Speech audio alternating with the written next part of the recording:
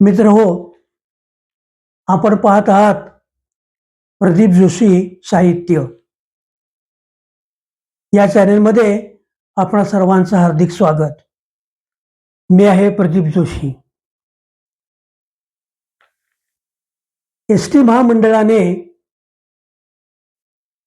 NCMC card योजना सुरू केलेली आहे हे आपणा सर्वांना माहीत आहेच.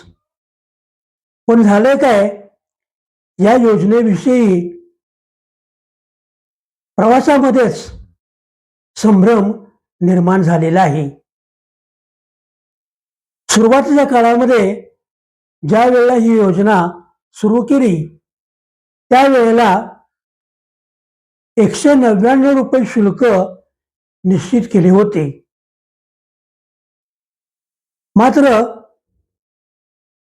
जसजसं कालावधी वाढत चालला तसतसं या शुल्कामध्ये वाढ करण्यात आली.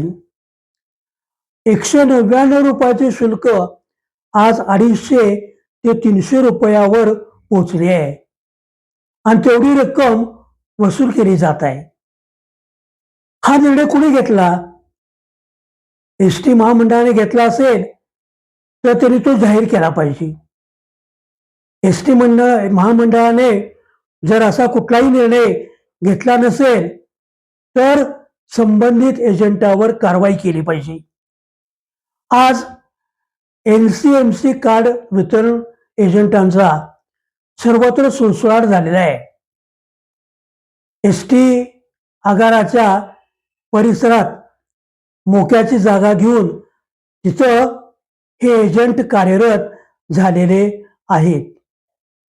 घर बसल्या जागेवर कार्ड मिळवून देतो असे सांगणारे एजंट देखील काही कमी नाहीत. हे एजंट काय करतात, या कार्डचं शुल्क वेगळं, शिवाय 50 रुपये जादा आणखीन त्या लोकांच्याकडून आकारत आहेत.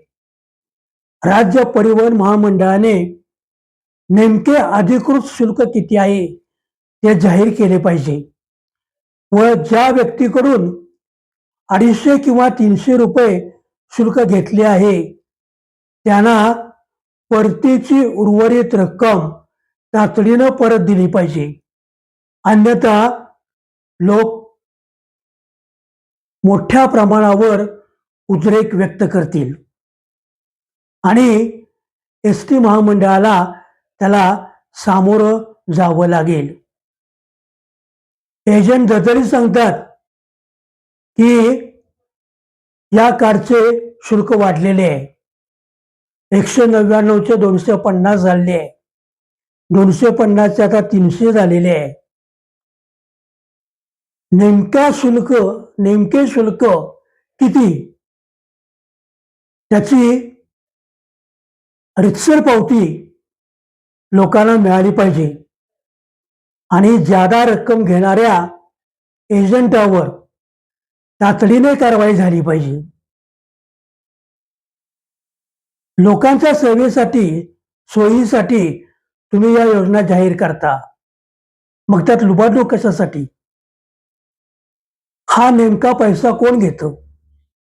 एजंट घेतात, एस टी महामंडळाचे अधिकारी घेतात का राज्यकर्ते घेतात? हे काही कळला मार्ग नाही.